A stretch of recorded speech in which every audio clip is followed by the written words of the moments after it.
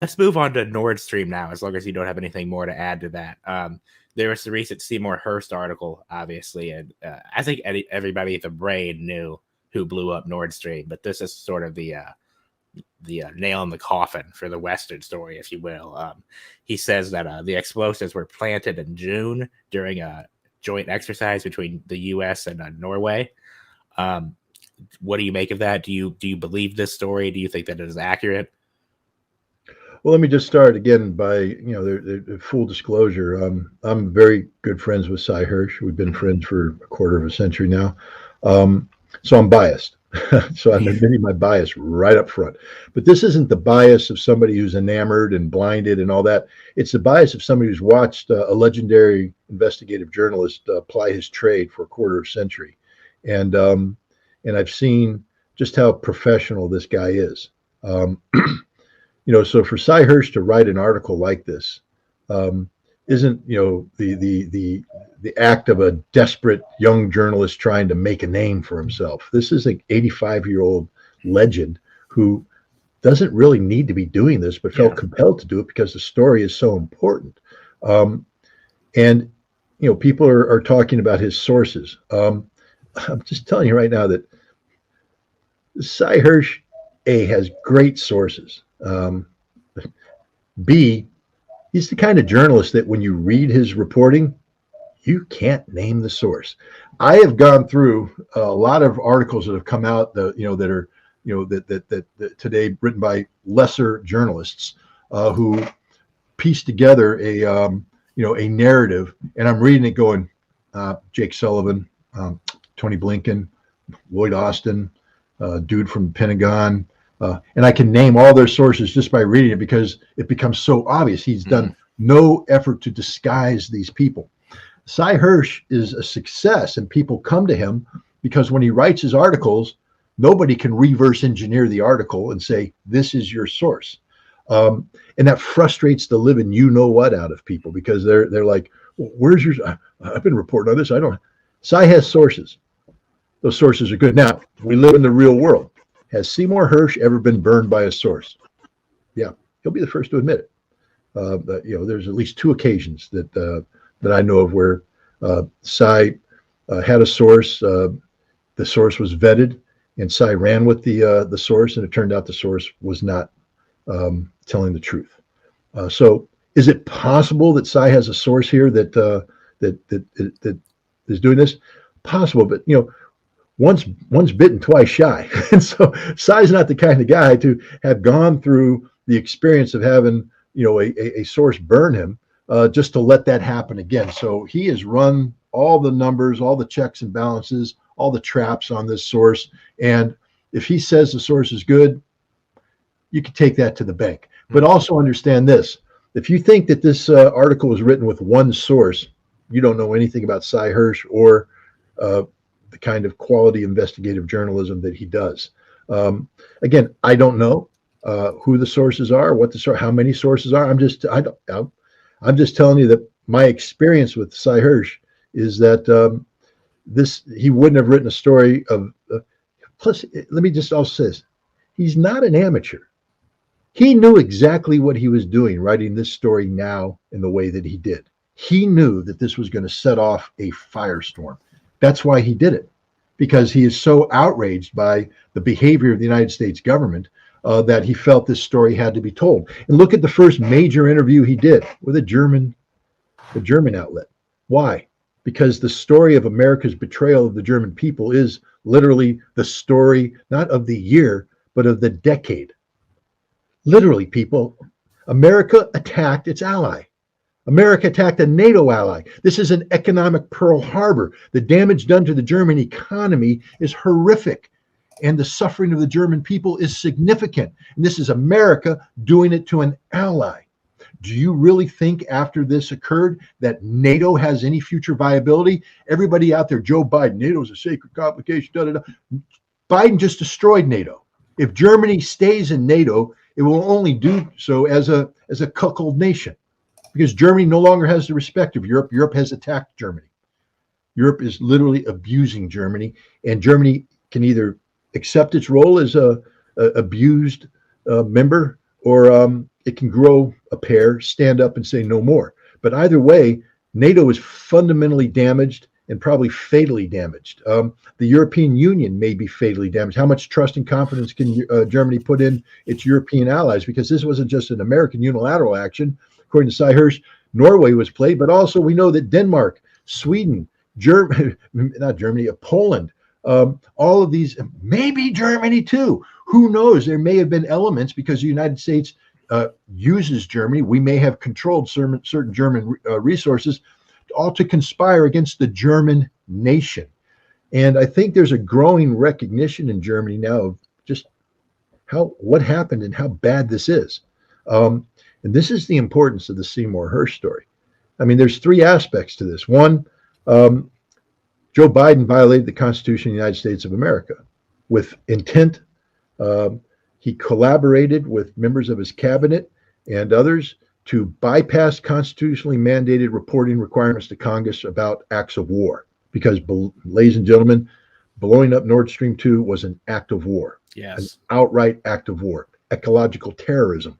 I mean, if any other nation had done this against our infrastructure, we'd have gone to war against them, and we'd be hunting down the people who made that decision. We'd be prosecuting. I can guarantee you they'd be hauled before the Southern District in New York and charged with a litany of charges, including terrorism. So America is a terrorist nation. Straight up. Joe Biden's a war criminal. Straight up. And Congress is doing nothing. Straight up. Which means we are a broken nation. Thank you, Seymour Hersh, for putting that out there so at least we're confronted with it. Yeah. You know, we need to understand what we have become as a nation. Joe Biden is a war criminal. His cabinet is a collection of war criminals who have carried out terroristic acts against an ally, acts of war. We did it. Our Congress is silent, and the American people are doing jack squat about it. You know, see no evil, hear no evil, say no evil. That's what we become. Our symbol, we should take down the American flag and put up the three monkeys because that's what we are. So that's the one thing. Thank you, Cy, for pointing this out. And the fact that Congress isn't calling for his impeachment is absurd. It's tragic. The second thing, we've talked about Germany, and I won't elaborate it, but the ramifications of what we've done to Germany will haunt us for decades to come. I just think that this is literally the straw that broke the camel's back, and we're going to be watching German disengagement from America. If I were the Germans, in a year's time, there wouldn't be a single American base left on German soil. The relationship is over. I'd be recalling my ambassador. I'd be kicking out the American ambassador, and I would be saying, this is the enemy. So thank you, Cy, for doing that. And again, I think it's telling that he went to a German outlet to do his first major media interview about this. One, because America's ignoring him. I mean, all the media outlets, you know, this is a Pulitzer Prize winning guy. This is the legendary investigative journalist, and the New York Times, the Washington Post, the New Yorker, and everybody's just like, no, Cy, who? What? We don't know. What? There's a story about Norwich. Oh no, come on, man. No, they're too busy. You know, balloons. Right. You know, so thank you, Cy, for that. But then there's the third part that I think is as important or more important, especially when we're going to talk about Ukraine. If you take a look at the narrative that's put out by the West about Russia's actions in Ukraine, it's an unprovoked act of aggression. That's what it's called. Everybody, unprovoked act of aggression. So now we have we have Joe Biden on February 7th saying straight up, if Russian tanks enter Ukraine, Nord Stream 2 ceases to exist. Straight up. It's a confession beforehand. Straight intent. I'm going to destroy Nord Stream 2. You even had a German journalist. But how could you do that? It's German. Don't worry, it's going to be done. It proves he doesn't care about Germany. I mean, straight up, he said, I don't care that it's German. I'm going to do this.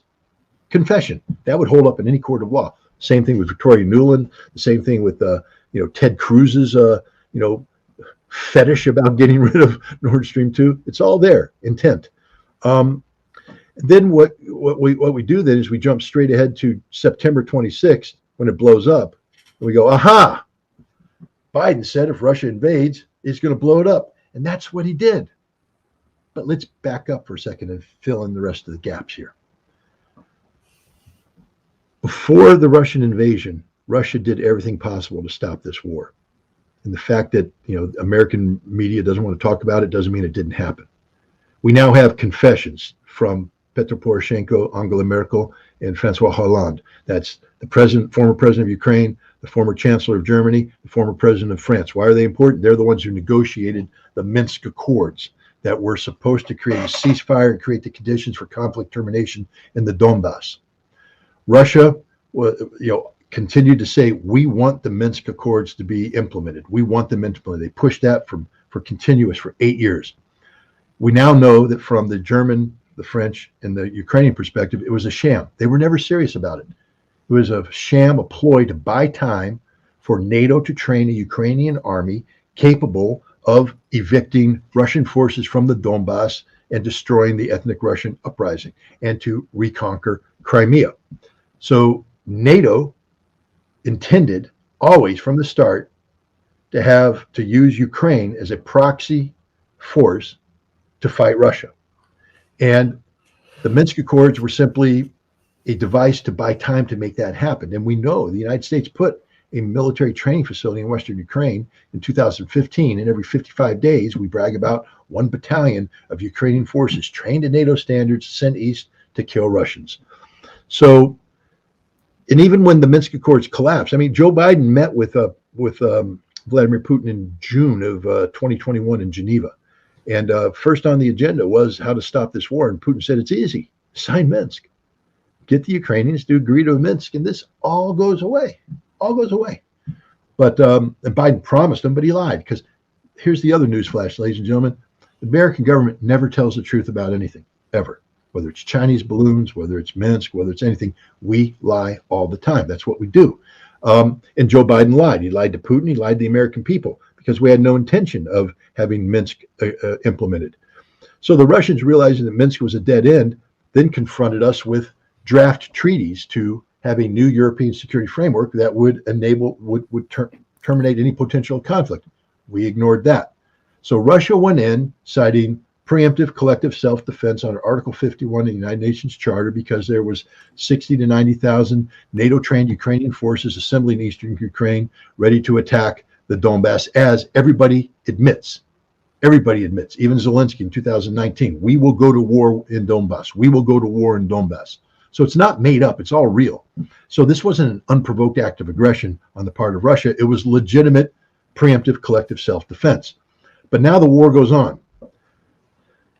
What did Russia do? And now we have the luxury of looking back on this problem for about a year, because there was a lot of confusion early on in this conflict. People like me believed that Russia was just going to steamroll the Ukrainians, and they would have had they gone in militarily, doctrinally, but they didn't.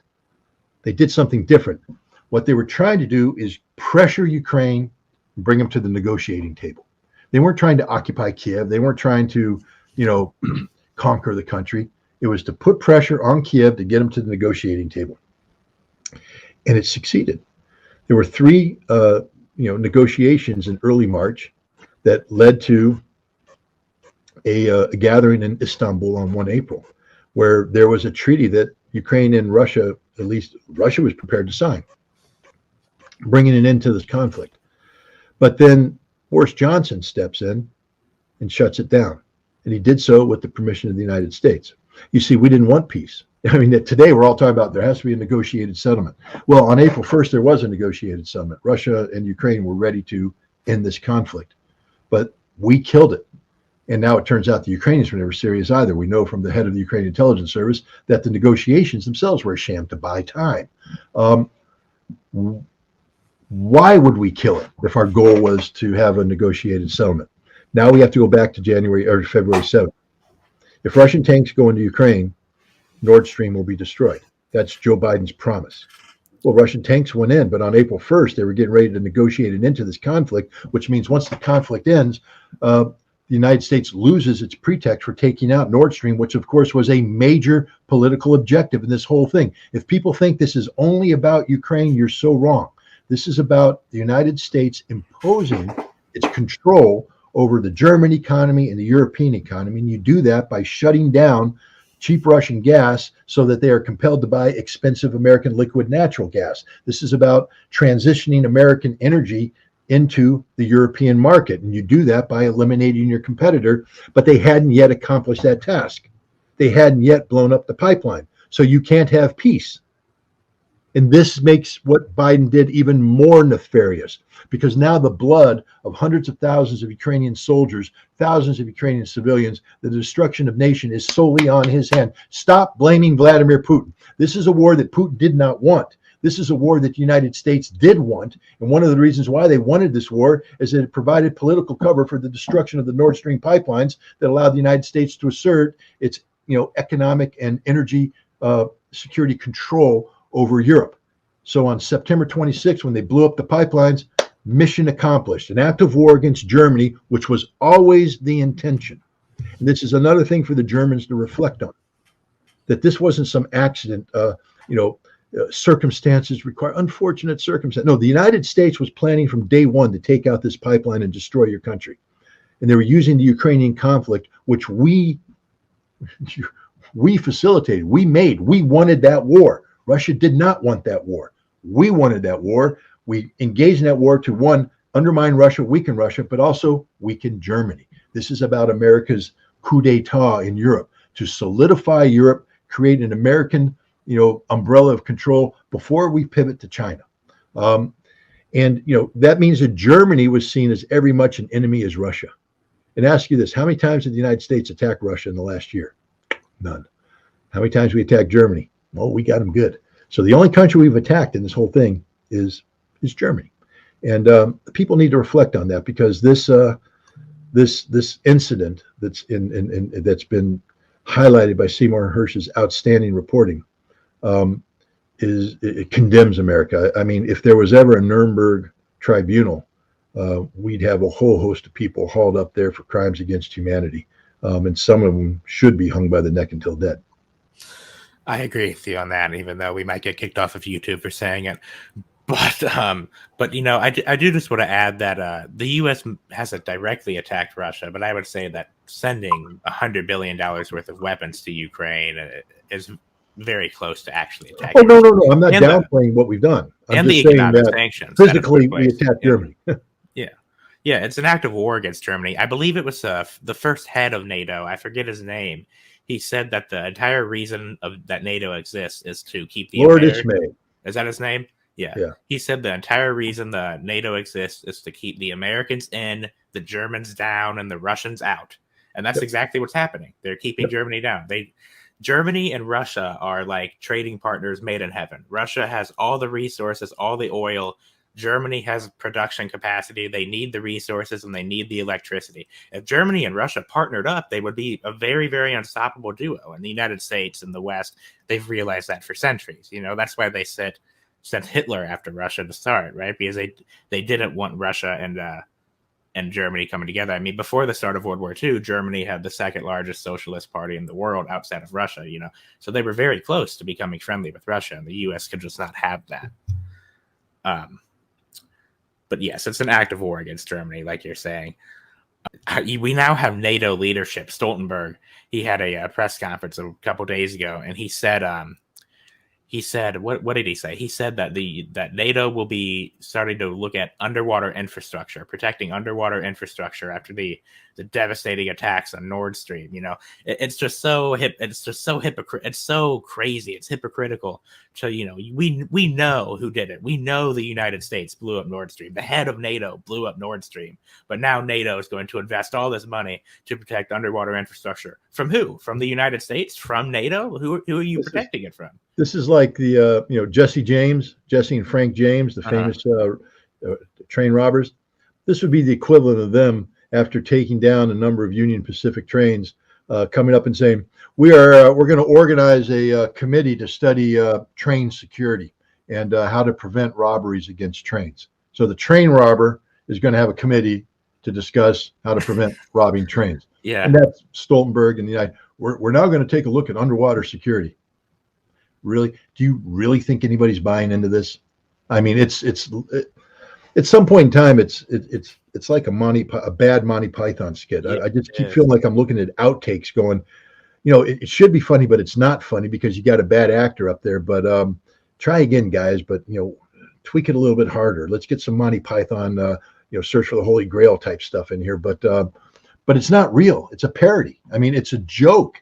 This guy gets up there and you know, I don't like making fun of people's physical appearance because you don't know, but I mean, his whole approach and the way he talks, it's almost like it's done on purpose to look foolish.